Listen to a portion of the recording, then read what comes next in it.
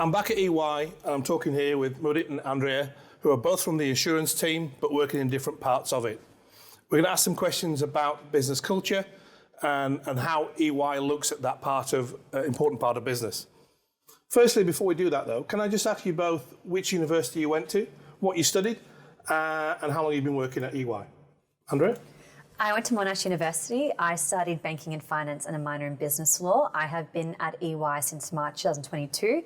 So I got the grad offer while I was at uni and then started straight at EY the following year. Brilliant. Really? Similarly, I also went to Monash University. I studied engineering, majoring in mechanical engineering and also computational science. And I also started in EY in March of 2022, so it's been almost a year. Brilliant. So again, we've had some people this morning who've come straight from uni, which is great to know. Thank you. Talking about culture, can I ask you to explain to our students on the course sort of some of the elements of EY's culture as you see them? Andrea? Some of the elements of EY's culture are collaboration, strength and innovation. At EY, it helps people build a better working world, and we just ensure that all professionals are the best version of themselves. That didn't make sense. Thank you. Mudit? Similar to Andrea, I think innovation is a big part of it, but also just progressiveness and really meeting the challenges head on for the current working world. I think that's a big part of EY's culture, challenging ourselves and also challenging our clients as well in terms of what their requirements are, what they need to get done. We like to be a bit more innovative and a bit more interesting in our solutions. Brilliant, thank you. Closely associated with culture are values. So what in particular values do you personally believe contribute to the successful overall culture here at EY? Would it? I would say teamwork and dedication to what you're doing. Those are very important things. And building relationships with each other and with our clients as well. I think that those are really the core values that I've taken out in my first year here. Okay. It comes to connection as well. So I think when you're connecting within yourself and within your team, it brings out a lot of success, because teamwork is a huge aspect at EY, especially in audit and assurance. Everybody's working together. So you need to make sure that within you're connected and within your teamwork you're connected to. It brings out a lot of success. Brilliant, thank you. Obviously our own self is really important because we're part of a culture. So do personal goals influence professional goals and vice versa? Andrea? Most definitely. I think that your professional goals and your personal goals have to be linked, because eventually it will enhance both of each other. I know that when you go within and your personal core values and you align them specifically with your professional values, that just enhances your teamwork, your connection, your strength, your innovation, and just fundamentally goes together with EY's values too. So it helps all together. Connects it all together. Yes, all together. Would it? Yeah, I think I would agree with that as well. Like, personal goals and professional goals to me are quite interlinked. If you have a work-life balance, then you kind of need to know what you want in your work and in your life. So if my professional goals are on track, I find it makes it easier in my personal life as well. I know how much time I can dedicate to things that I personally care about, and similarly, if my personal goals are on track, I know if I can dedicate more time to my professional goals. So I think there needs to be a balance between the two, and they really influence each other. Brilliant, thank you. Extending that a little bit further, we're bringing in another term, which is purpose.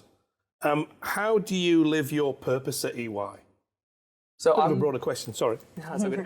So being part of the climate change sustainability department, I feel my purpose is really realized, because I've always felt whatever I did, studying, going to uni, it was all to do something better in the world and to move it forward. And I think at EY, because we reach so many different lives and because we connect with an array of clients, I think that really allows me to live my purpose of making a better world.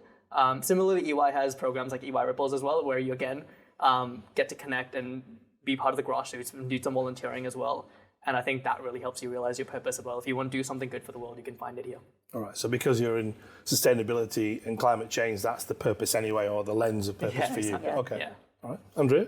Well, for me, because I'm in accountancy, for EY, it's not just about accountancy and consultancy. With, like what Mudit also just said, so EY Ripples is essentially an internal project inside of EY that we do externally, so it's a little bit hard to explain. But for example, what I have done is I have helped younger children outside of EY read and write. So we just help through community and volunteering and giving back. And that actually helps you separate your mindset as well, that you're not just doing the mundane 9-to-5 sort of stuff, you're helping the wider community as well. So that just brings out more success within as well. All right, so it's actually things and programs that are external to the day-to-day business as usual that also helps give you purpose like that. Definitely. Brilliant. Okay. Where do your own, if you like, self-culture and personal brand fit into this discussion that we've just had about the wider context? Can you see a connection there, Andrea? Definitely. For me, I think my personal brand fits into EY with authenticity and leadership. I know that when I'm working to my true self, it helps me bring out the better of myself as well, because as a young professional, I need to make sure that I'm equipped with like capabilities, strength, innovation, and all of that. So I just need to ensure that I'm doing the right thing too. Okay. Mudit? So as we discussed the values and the core elements of EY, we mentioned innovation and progression and challenging, taking on the challenges of the current world. I think that to me is part of my personal brand, to be able to say that, oh yes, he was innovative, he was someone who tackled those big challenges. And also looking at working with such leading professionals at EY within their field, especially in climate change sustainability, allows me to work off them and get an idea of what they think my personal brand should be as well. They're really good at coaching me and advising me. So I think that's where EY comes into it when it comes to developing my own personal brand. Okay, so it's not something you have on day one. It's something that you build and grow and develop and consult with other colleagues as you build that way. 100%. Okay. As a grad, you don't really have any idea what you're really getting into sometimes. So you just know that you're in a place where you can make a difference.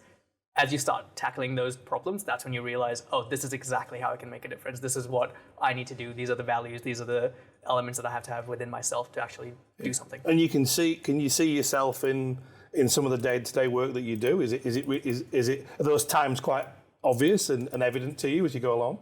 Definitely, because you start off at uni quite young and small, and you go to this massive firm like EY, and you've gone from your mundane kind of like assignments, and then to now you're on the job working with CFOs, CEOs, and if you know that within you're authentic, you're a leader, you fit in straight away. You know in your heart.